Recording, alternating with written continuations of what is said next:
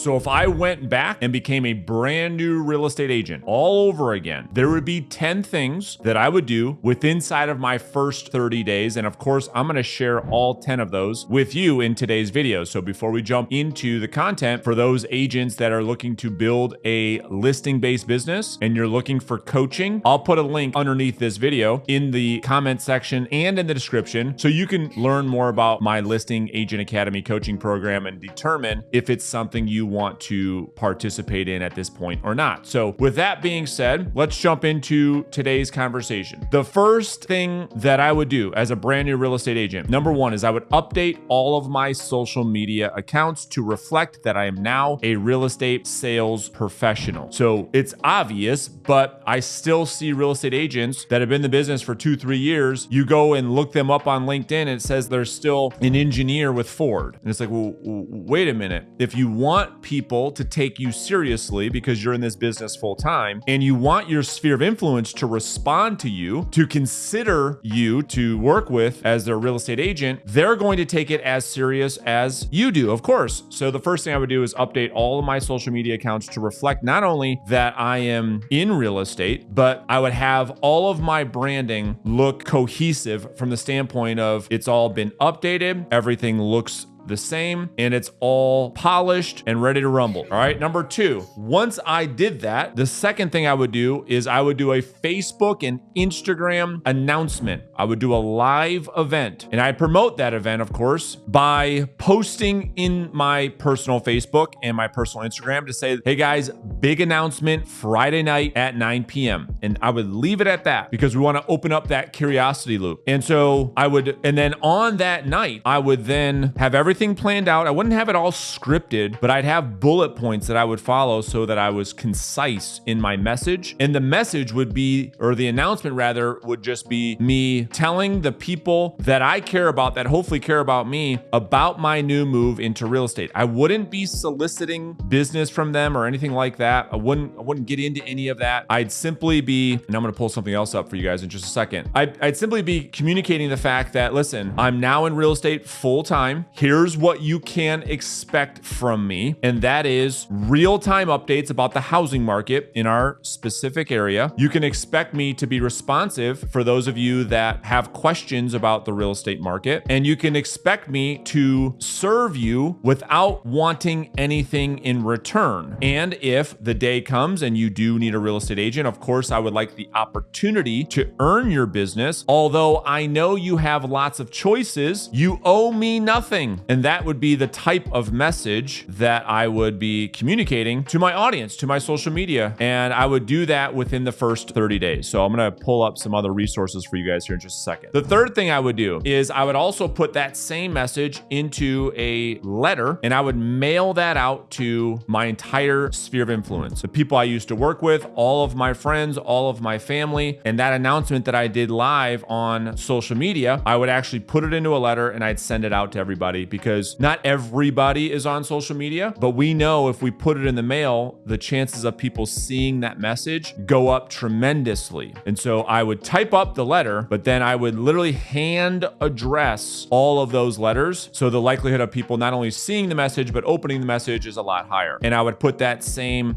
message inside of the letter. Okay. Number four, then I would build my business plan. And my business plan would include pillars of lead generation. Not one, not 100, but 5. Because here's what we know with new real estate agents that get into the business. I see this all the time. I will have a brand new agent just gets their license. They'll get into coaching and I say, okay, the first thing we want to see is your business plan. And they kind of laugh, they kind of chuckle. They say, what business plan? And so that's oftentimes what we have to work on with a brand new real estate agent. So what needs to be included with that business plan? Well, we need to first figure out, okay, what is it that we are looking to accomplish? What are we solving for? What is the goal? And yeah, it's easy to put an income goal on the plan, which is totally fine, totally get it. But more importantly, with the business plan, that's why I've stopped calling it a business plan. I've started to call it an action plan. Because yes, let's identify the income goal that we're trying to generate. But more importantly, what are the actions that we're in control of that will lead us to that goal? Because we can't just snap our fingers, go from making $50,000 a year our entire life to $250,000 $100,000 like a lot of people want to do when they get into real estate sales. We have to put an action plan, things that we can actually do that we are in control of that will lead to those results. And I made another video about goal setting on the channel. You guys can go back and check that out. So I'd have the goal, then I'd have the action plans built inside of the business plan, and I would have 5 different sources of business. I wouldn't have one. I would have at least, I'd have 3 to 5. And when we look at that, we say, okay, Brandon, well, what should we look at? Well, there's only a handful of ways to generate business. There's direct outbound prospecting. That is you calling homeowners, knocking on homeowners' doors. That is you sending messages to homeowners. That is you texting homeowners. There's direct inbound. You can make content on social media platforms and have people call you. That's one way to do it. You can build a communication plan around your sphere of influence database, and you can market to the people that you know. It's probably the most common that we see. And get the people that you know and the people that they know, you're marketing to those folks to try and solicit new business from them. You could do a paid outbound approach where you're buying leads and then you're calling those leads to generate opportunities. That's another way to, in fact, do it. And then the other way is to have a paid inbound approach, which I don't recommend for new agents, but that would be a world where you would be paying to have leads call you. So billboard, radio, TV, things of that nature. So you just have to have a plan and say, okay, how am I going to go out there and make this happen? Number 5, I would then build your resume and pre-listing packet. I'd have all this dialed in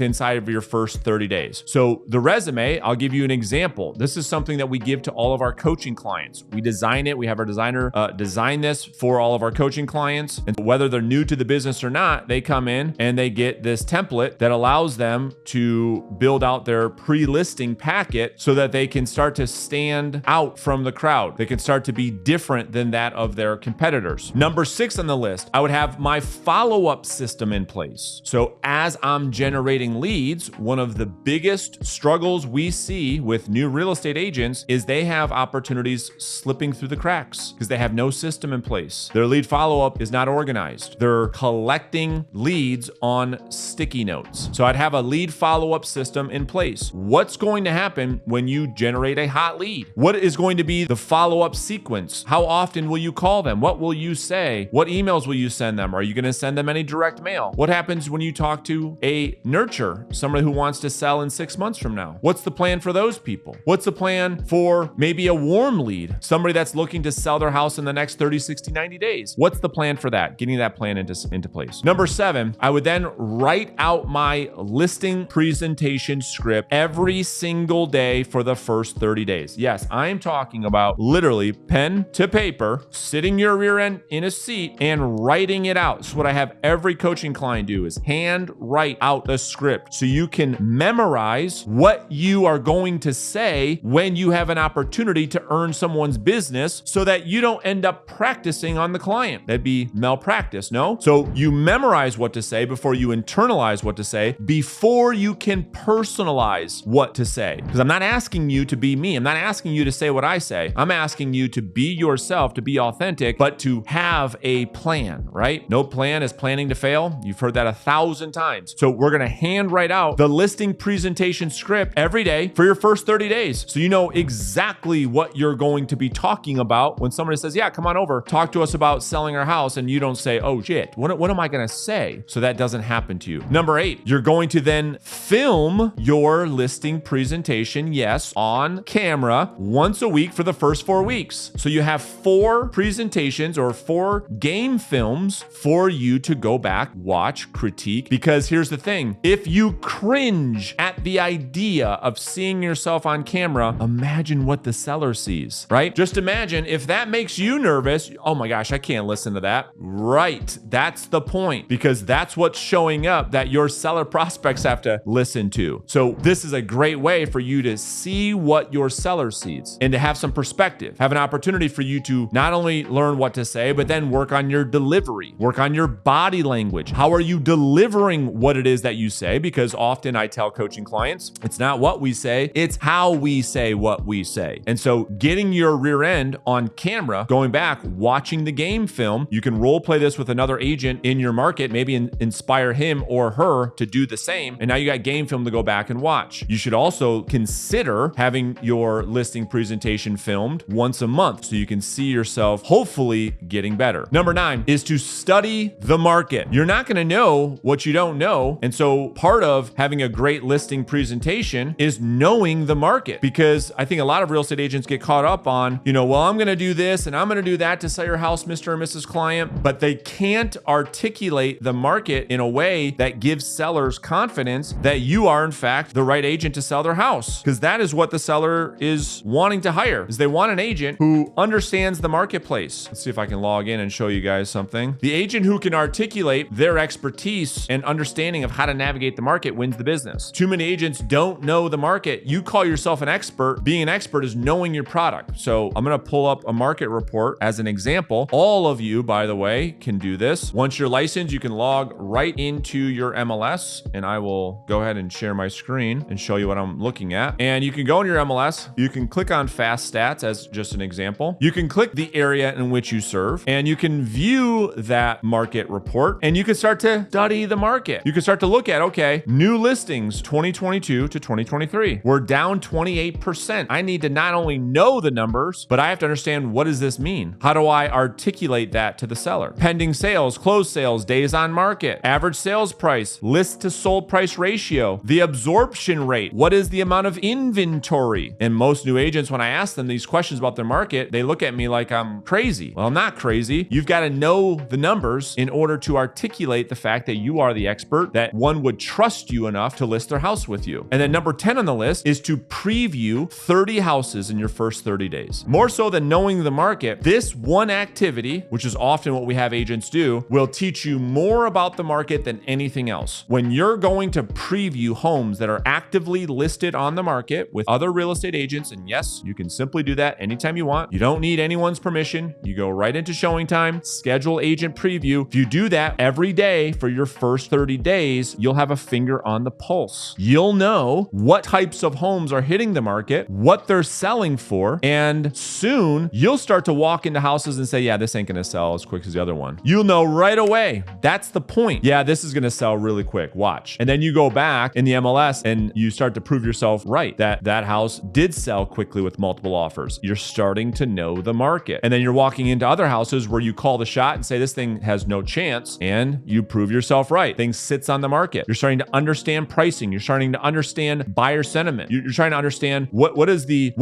do buyers want and what buyers don't want. You're learning how to price property. You're learning the types of homes that pull certain price ranges, whereas other types of homes don't. What are the hot areas? What are the cold areas? What are the features of a property that bring high buyer demand? You'll know all of that. Those are the 10 things I would do if I was a brand new agent starting all over again.